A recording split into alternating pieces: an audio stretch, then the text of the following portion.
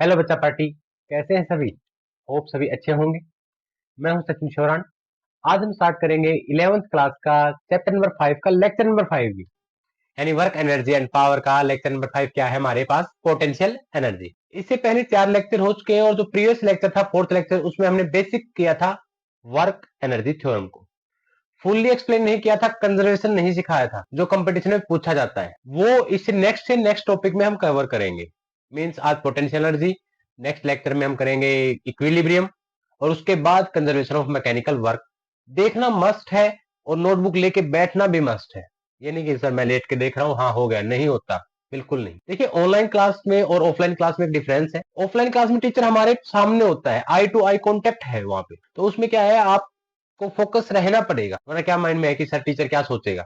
उसमें क्या है, फोकस बनता है। लेकिन यहाँ ऑनलाइन है, मैं फोन की तरफ देख रहा हूँ, आप भी फोन की तरफ देख रहे हो, यानी हमारे कॉन्टेक्ट के बीच में फोन आया हुआ है। अब कैसे पढ़े सर? ये बात चलेगी ट्रस्ट पे, आपकी मैच्योरिटी पे। मैं अपनी तरफ से काम कर रहा हूँ, मुझे जो नॉलेज है, जितना मैं डिलीवर कर सकता हूँ वो डिलीवर कर रहा हूँ। आप कितना उससे सीख सकते हो वो आपकी मर्जी। चलिए हम स्टार्ट करते हैं। मैं ले चलता हूँ आपको अपनी स्क्रीन पे। आज हम करने वाले हैं लेक्चर नंबर 5, जिसमें पढ़ेंगे पोटेंशियल एनर्जी, यानी वो एनर्जी जो पोजीशन के कारण होती है, उसको हम पोटेंशियल एनर्जी बोलते हैं। इससे पहले कुछ फॉल्ट लाइंस के बारे में बात कर लेते हैं। सर फॉल्ट लाइंस होती क्या है? These are the discontinuities and dislocations present in earth crust. When these fault lines readjust we feel earthquake. यानी कहने का मतलब क्या है?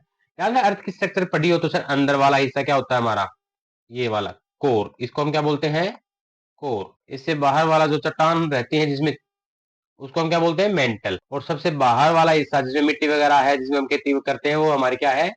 क्रस्ट। तो क्या होता है, अब इसमें चट्टाने एक्चुअली जो मेंटल में होती हैं, बड़ी बड़ी चट्टाने हैं जिनको हम टेक्टोनिक प्लेट्स कहते हैं। और यह टेक्टोनिक प्लेट्स ही जब आपस में एक दूसरे के ऊपर ओवरलैप करती हैं या स्लाइड करती हैं, तभी हमारा अर्थक्वेक स्टार्ट होता है, सेस्मिक वेव स्टार्ट होती है। बोलते हैं ना सोर्स कहां से स्टार्ट हुआ एक्चुअली। अब ये जब टेक्टोनिक प्लेट आपस में एडजस्ट करेंगे, जो जो अर्थ क्रस्ट के अंदर थोड़ी बहुत डिसकंटिन्यूटीज होंगी, कंटिन्यूस तो है नहीं, कहीं कहीं दरारें होंगी, वो आपस में क्या करेंगे सर? डिसलोकेशन रीएडजस्ट करेंगी। और जब वो रीएडजस्ट करेंगी तो हमें क्या फील होता है? अर्थ क्वेक।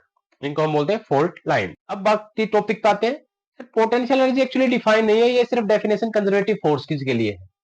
फोर्सेज हमने क्या है, दो टाइप के देखे थे। जिन्हें नहीं पता है कंजर्वेटिव नॉन कंजर्वेटिव के बारे में, जाके लेक्चर नंबर 3 सर्च करें, work energy and power with Sachin Shoran. तो delta U work done, change in potential जो होता है negative of work done by conservative force.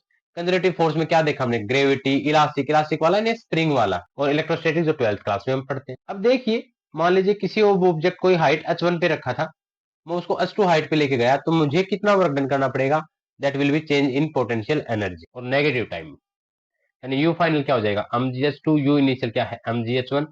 Potential energy है, पोटेंशियल एनर्जी का फार्मूला हम पढ़ेंगे mgh। सर कौन सी वाली है? ग्रेविटेशनल है, ठीक है ना। हमें दो ही पढ़नी है, ग्रेविटेशनल पढ़नी है और एक स्प्रिंग पोटेंशियल एनर्जी पढ़नी है, जिसका फार्मूला हम पढ़ेंगे हाफ के एक्स स्क्वायर। कहां से आया बात कर लेंगे। ये तो हमें पता है सर, ग्रेविटेशनल वाला तो क्या आता है हमारे पास? सर वर्क डन ही तो है। वर्क डन क्या होता है? Force into displacement. अब डिस्प्लेसमेंट ऊपर जा रहा है सर, mg फोर्स नीचे लग रहा है, mg इंटू एच, एंगल 180 तो माइनस, और नेगेटिव वर्क डन को ही क्या बोलते हैं? पोटेंशियल एनर्जी प्लस में हो जाएगी। You final minus you initial निकाल सकते हैं। अगर वर्क डन, और वो भी सी बात है सर, जरूरी थोड़ी ना फोर्स हमें कांस्टेंट देगा, जरूरी तो नहीं है। अगर फोर्स वेरिएबल दिया तो इंटीग्रेशन की हेल्प से यूज करेंगे। पोटेंशियल एनर्जी को हम ग्राउंड लेवल पे जीरो ज्यूम करके चलेंगे सर। वैसे तो जीरो नहीं होती, लेकिन एक रेफरेंस पॉइंट तो देना पड़ेगा ना, तो ग्राउंड लेवल रहेगा हमारे जीरो। बढ़ते हैं न्यूमेरिकल्स की तरफ।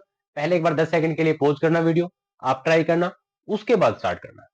मैं वीडियो लेंथी नहीं करूंगा, तो मैं कंटिन्यू से टीच करता जाऊंगा। आपको क्या करना है? वीडियो को पॉज करना है, सोल्व हो जाए उसके बाद वापस वीडियो पे आना है। क्या देखा सर? कंजर्वेटिव फोर्स है F. Okay sir, conservative force है तो ऑब्वियसली बात है पोटेंशियल एनर्जी एग्जिस्ट करेगी।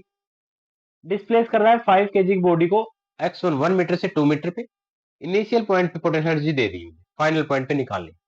मुझे क्या पता sir? Work done is equal to क्या होगा? u2 माइनस u1, और ये भी negative work done, negative of work done, क्योंकि वर्क डन बढ़ेगा तो पोटेंशियल एनर्जी घटेगी, वाइस वर्सा। जब ऊपर लेके जाते हो किसी चीज को, तो हाइट बढ़ रही है तो पोटेंशियल एनर्जी तो बढ़ रही है, लेकिन वर्क डन क्या होता है? नेगेटिव में माइनस mgh। तो देखिए, पहले एक काम करता हूँ, मैं वर्क डन निकालता हूँ सर, और मुझे पता है क्या फोर्स वेरिएबल है, बिल्कुल है, तो मैं इंटीग्रेशन का यूज करूंगा सर।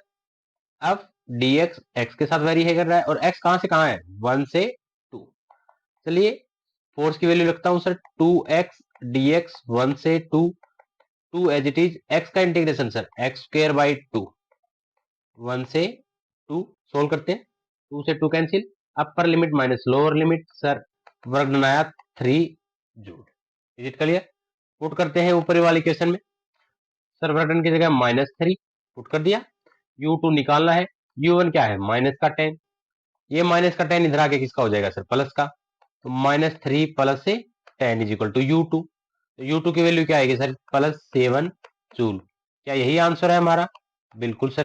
ओके आगे चलते हैं, नेक्स्ट न्यूमेरिकल क्या है, कंजर्वेटिव फोर्स दे दिया, इस बार फोर्स कांस्टेंट है सर, एक्स और वाई के साथ वेरी नहीं कर रहा है, एक्स में वैल्यू फिक्स है, वाई में भी आई जे की फॉर्म में है। ओके 2 kg का मास है, कोई इश्यू नहीं, एक पॉइंट से दूसरे पॉइंट पे लेके जा रहा हूँ, एक पॉइंट पे पोटेंशियल एनर्जी दे दी, फिर से क्या होगा, change in potential energy is equal to minus work done in conservative force. पहले वर्क डन निकाल लेंगे, वर्क डन के लिए मुझे पता है सर डॉट प्रोडक्ट करनी पड़ेगी I dot J Cartesian coordinates में, तो मुझे क्या करना पड़ेगा सर, पहले मैं डिस्प्लेसमेंट वेक्टर निकालता हूँ, कैसे निकालते हैं सर, x2 माइनस x1 आई प्लस y2 माइनस से y1 जे, z तो है ही नहीं, x2 सर 2 है, x1 0 है, 2 में से 0 गया तो 2i प्लस y2 कितना है 3, y1 क्या है 1, 3 में से 1 गया तो 2j, ये आ गया position vector, displacement vector sorry. अब वर्क डन निकालना मुझे कंजर्वेटिव है, तो दोनों का डॉट प्रोडक्ट करता हूं सर, i को i से और j को j से, तो i को 3 और 2, 3 टू जा 6, i डॉट i1, तो i लिखेंगे नहीं, 4 और 2 की 8, सर वर्क डन आया 14 जूल कंजर्वेटिव के कारण। क्या मैं इक्वेशन फर्स्ट में पुट कर दूं वर्क डन की वैल्यू? ओके सर पुट कीजिए, u2 निकालना है माइनस u1, पहले पॉइंट पे कितनी पोटेंशियल एनर्जी है, गिवन है सर u1, तो देखो आप 10 joule is equal to 14 joule, तो u2 की वैल्यू क्या है यहाँ से बताओ जरा, क्या +14 होगा? नहीं सर, वर्क डन के आगे नेगेटिव साइन भी है, ये इधर जाके प्लस हो जाएगा सर, क्या आएगा -4 joule. Is it clear? Very good, बढ़ते हैं नेक्स्ट न्यूमेरिकल पे, कंजर्वेटिव फोर्स दे दिया, ओके सर, डिस्प्लेस कर रहा है यहाँ से यहाँ, और एक पॉइंट पे पोटेंशियल एनर्जी भी हमें गिवन है, सोल्व कीजिए, ट्राई योर सेल्फ लिख दो इस पे, ट्राई योर सेल्फ, अपने आप से ट्राई करके मुझे कमेंट में बताना आपसे हुआ या नहीं हुआ, नहीं हुआ तो नेक्स्ट लेक्चर में इंक्लूड कर लेंगे इसको, ठीक है। वैसे ही पोजीशन डिस्प्लेसमेंट वेक्टर निकालना, आपको कैसे निकालेंगे सर, x2 माइनस x1 आई प्लस y2 माइनस y1 जे प्लस z2 माइनस z1 के, फिर क्या करेंगे, फोर्स के साथ उसकी डॉट प्रोडक्ट करवा देंगे सर, इज इट क्लियर? और उसके बाद क्या करेंगे, जो भी वर्क डन है वो निकालना, में पोटेंशियल एनर्जी एक पॉइंट पे में गिवन है, सेकंड पॉइंट पे में निकाल दूंगा, ट्राई करके मुझे कमेंट में जरूर बताना। अब थोड़ा टॉपिक देख लेते हैं, gravitational potential energy. Sir actually तो ग्रेविटेशनल पोटेंशियल एनर्जी हम अगले चैप्टर में पढ़ेंगे, चैप्टर का नाम होगा ग्रेविटेशन, जिसे फार्मूला आएगा u is equal to minus G m1 m2 by R, लेकिन फिलहाल हमारे लिए जो फार्मूला है वो mgh है, और हम मान के चलेंगे कि जो ग्रेविटेशनल पोटेंशियल एनर्जी ग्राउंड पे है दैट विल बी जीरो, मान के चलेंगे, वी अज्यूम दैट, ठीक है। क्वेश्चन है which of the following figure है largest and smallest value of gravitational potential energy, जिसकी हाइट, ओबीसी मास सबका अम है, मास सबका क्या है अम, जिसकी हाइट ज्यादा होगी उसकी पोटेंशियल एनर्जी ज्यादा होगी, यहाँ पे हाइट h है, सबसे ज्यादा हाइट है, इसकी हाइट सबसे कम है सर, और इसकी हाइट कितनी ले सर, मास तो यहाँ पे भी है, मास तो पूरी बॉडी में यूनिफॉर्म है, तो हम इसके सेंटर पे लेते हैं, सेंटर ऑफ मास जिसको बोल लेंगे, जिसका नेक्स्ट चैप्टर हम पढ़ेंगे, h बाई 2, तो इसकी पोटेंशियल एनर्जी अगर बात करूं तो सर mgh, इसकी पोटेंशियल एनर्जी होगी mgh बाई 2, और इसमें हाइट लगभग जीरो है, तो इसकी पोटेंशियल एनर्जी भी हम क्या मान के चलेंगे, जीरो है। पोटेंशियल एनर्जी निकालनी है चेन की, अच्छा न्यूमेरिकल है, खुद से ट्राई कीजिएगा पहले, उसके बाद बात करेंगे, मैं करवा देता हूं आपको, आप स्क्रीन को पोज रख लिया करो।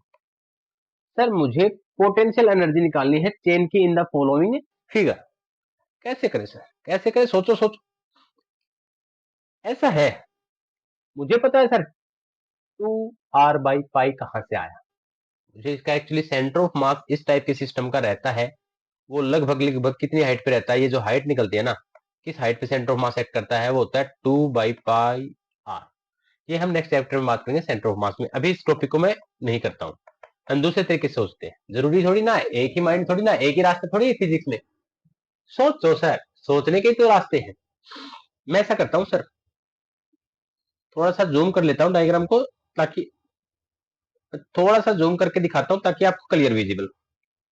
मैं मान लेता हूं कि सर ये टोटल मास यहाँ पे है थोड़ी देर के लिए, और मैं डिस्प्लेस करवाऊंगा उसको। ये हाइट है कोई, और ये इसका थीटा एंगल है। अगर ये थीटा है तो ऑब्वियस सी बात है जो हाइट आएगी ये क्या आएगी सर, आर साइन थीटा।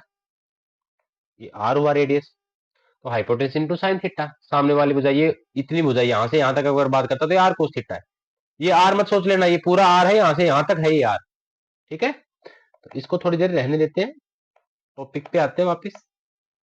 अब मैं बॉडी को थोड़ा सा और डिस्प्लेस कर रहा हूं सर। इस पॉइंट को ए नाम दे रहा हूं, इसको B at an angle d theta. D theta, तो सामने आर्क बन गई, रेडियस इधर भी क्या रहेगा, आर ही रहेगा, रेडियस तो चेंज होगा नहीं सर। अब ये मास है छोटा सा, हमने कंसीडर किया इतना मास, हमने यहाँ पे छोटा सा एलिमेंट कंसीडर कर लिया ए से बी के बीच में, जिसका मास क्या है डीएम, और ये इतनी हाइट पे है। अब छोटी सी पोटेंशियल एनर्जी निकाल के मैं क्या करूंगा, उसका इंटीग्रेशन कर सकूं।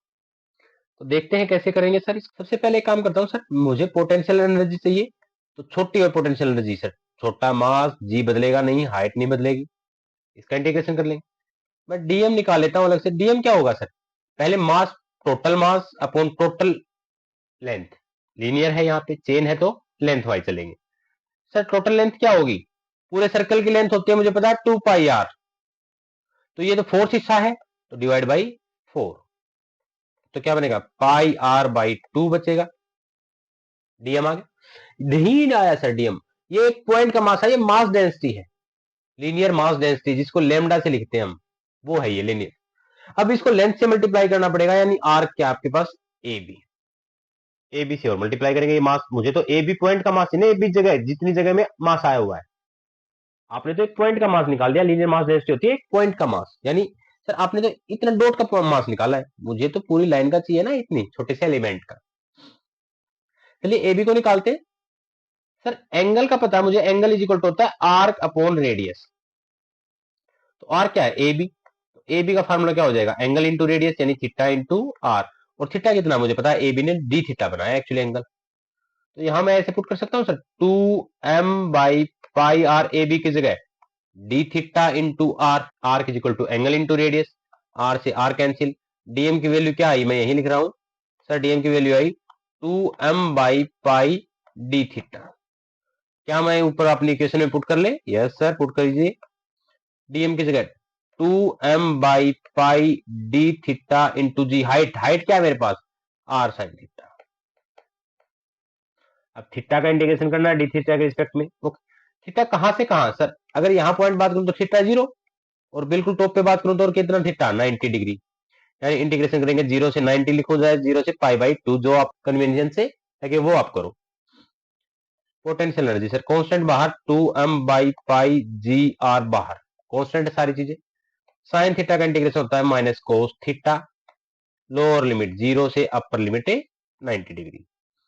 सोल्व करते हैं सर, 2mgr बाई पाई बाहर, माइनस कोस 0 क्या हो, कोस 90 क्या हो जाएगा सर 0, माइनस कोस 0 क्या होता है 1, और माइनस माइनस हो जाएंगे प्लस, पोटेंशियल एनर्जी आएगी 2mgr डिवाइड बाई पाई, क्या यही है sir answer 2mgr by pi, बिल्कुल सही बात है हमारी। Is it clear. तो इस टाइप के सिस्टम में हम छोटी सी पोटेंशियल एनर्जी का, छोटा मास की पोटेंशियल एनर्जी निकाल लेंगे, और उसको इंटीग्रेट करके कंप्लीट बॉडी की निकाल देंगे।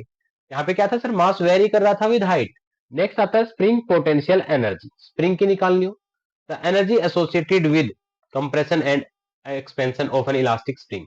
जब स्प्रिंग पे आप वर्क करोगे, स्प्रिंग को आप दबाओगे, सुनना बात को ध्यान से, बड़ी इंटरेस्टिंग बात है सर, जब स्प्रिंग को आप कंप्रेस करोगे तो स्प्रिंग के अंदर क्या हो जाएगी, एनर्जी स्टोर हो जाएगी, स्प्रिंग बाहर की तरफ फोर्स लगाना पड़ेगा, स्टार्ट कर देगा, ये फोर्स बाहर की तरफ लगाएगा अपोजिट, यानी वापस अपनी शेप में आने के लिए कोशिश करेगा। और जब आप स्प्रिंग को खींचोगे तो क्या करेगा, ये कंप्रेस, वापस अपनी स्टेट में आने, यानी कहने की कोशिश कर रहा हूं, जो फोर्स लगा रहा है स्प्रिंग, इसको बोलते हैं स्प्रिंग फोर्स, रिस्टोरिंग फोर्स होता है वापस आने के लिए। और हमने जो फोर्स लगाया था जिससे स्प्रिंग की शेप चेंज हुई थी, लेंथ चेंज हुई थी, कंप्रेस या एक्सपेंड, उस फोर्स को बोलते हैं डिफॉर्म्ड फोर्स, डिफॉर्मेशन आगे आएगा ये मैकेनिकल प्रॉपर्टीज ऑफ सॉलिड्स में। तो क्या करता हूं, कंसिडर मान लिया मैंने स्प्रिंग है ओ ए, और मैं स्प्रिंग को कंप्रेस कर रहा हूं, अब कंप्रेस कर रहे मींस दबा रहे हैं सर, तो हुक्स लॉ ओबे करेंगे, उसला क्या कहता है, उतना ही इसमें रिस्टोरिंग फोर्स जनरेट हो जाएगा जितना आप इसको कंप्रेस करोगे। जितना आप दबाओगे उतना ही इसके अंदर है रिस्टोरिंग फोर्स, वापस जाने के लिए फोर्स पैदा हो जाएगा, डायरेक्टली प्रोपोर्शनल होता है। लेकिन डायरेक्शन अपोजिट है, आप कंप्रेस कर रहे हो, फोर्स बाहर जा रहा है, इसलिए रिस्टोरिंग फोर्स अपोजिट डायरेक्शन में होता है, तो नेगेटिव साइन, और डायरेक्टली प्रोपोर्शनल को हटाते हैं हम कांस्टेंट। फार्मूला ये रहा स्प्रिंग फोर्स का। के स्प्रिंग कांस्टेंट है, यूनिट क्या होगी सर के की? एक यूनिट यहां से निकाल दीजिए, फोर्स बाय में एक्स डिस्प्लेसमेंट, फोर्स न्यूटन पर मीटर। डायमेंशन फार्मूला भी निकाल सकते हो सर, फोर्स का डायमेंशन फार्मूला याद है, m1 l2 t minus 2 divide by l m1 l1 t minus से 2। के की वैल्यू अगर लार्ज है तो स्प्रिंग को मैं कहूंगा थोड़ा सा टाइट है, स्टिफ है, और अगर के की वैल्यू छोटी है तो सॉफ्ट है, आसानी से कंप्रेस हो जाएगा। याद रखना एक नोट डाल के, बड़ी इंपॉर्टेंट बात है, ग्रेविटेशनल पोटेंशियल एनर्जी बात करूं चाहे 12th में इलेक्ट्रोस्टैटिक पोटेंशियल एनर्जी की बात, दोनों की वैल्यू नेगेटिव में एग्जिस्ट कर सकती है, कर सकते हैं, पॉजिटिव भी होती है, लेकिन स्प्रिंग की पोटेंशियल एनर्जी आज तक कभी नेगेटिव नहीं होगी, हमेशा पॉजिटिव होगी। इस बात को नोट कर लीजिएगा नोट, ठीक है, न्यूमेरिकल्स में काम आएगी।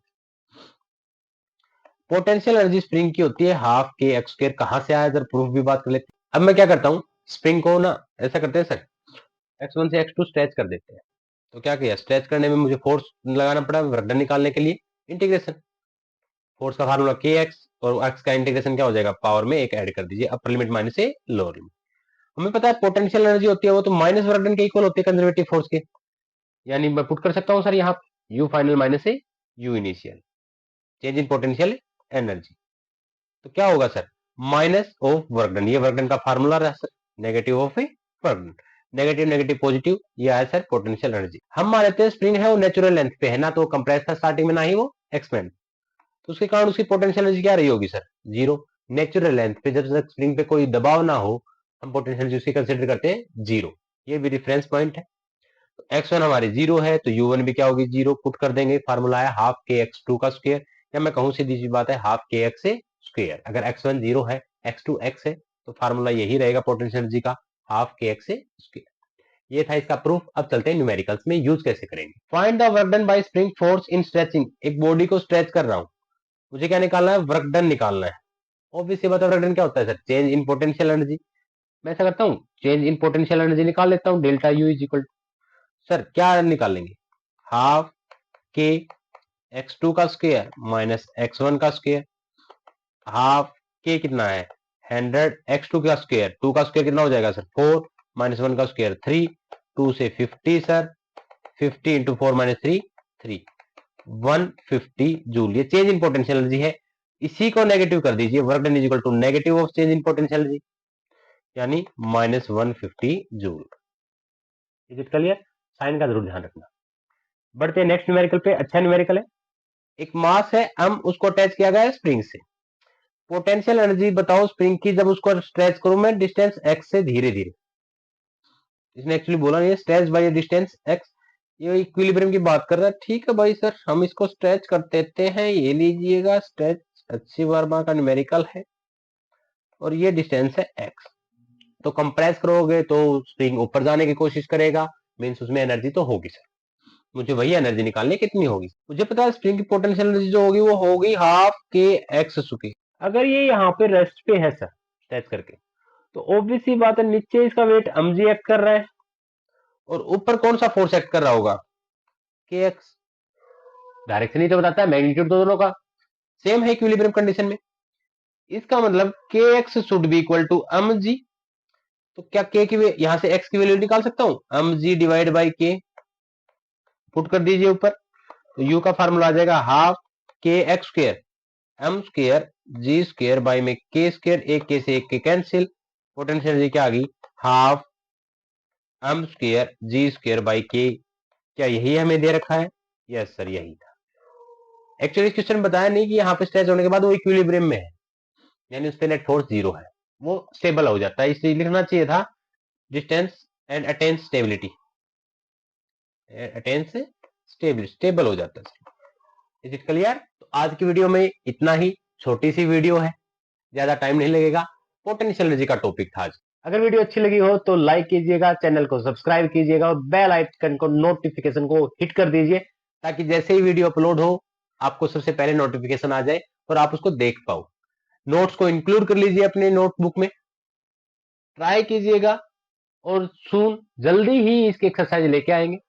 साथ में आपके जो छोटे भाई बहन है उनको बता दीजिएगा कि 10th क्लास के फिजिक्स का भी लेक्चर स्टार्ट हो चुका है। आज के वीडियो में इतना ही, मिलते हैं नेक्स्ट वीडियो में हम करेंगे इक्विलिब्रियम, टाइप्स ऑफ इक्विलिब्रियम। छोटा सा टॉपिक, अच्छा टॉपिक, मैक्सिमम 10 मिनट की वो वीडियो रहेगी। हम यही करेंगे सर, 15-20 मिनट की वीडियो। एक आधी वीडियो हो सकती है जिसमें न्यूमेरिकल ज्यादा हो, जो टॉपिक थोड़ा सा मुझे लगे कि हाँ, एक 2-3 न्यूमेरिकल से काम नहीं चलेगा, इसमें मुझे 5 से 7 न्यूमेरिकल करवाने पड़ेंगे, उसमें हो सकता है वीडियो 30 मिनट्स की हो जाए, लेकिन 30 से ऊपर नहीं जाएगी वीडियो। क्लियर है? मिलते हैं नेक्स्ट वीडियो में, तब तक के लिए बाय बाय। आपसे मिलके अच्छा लगता है।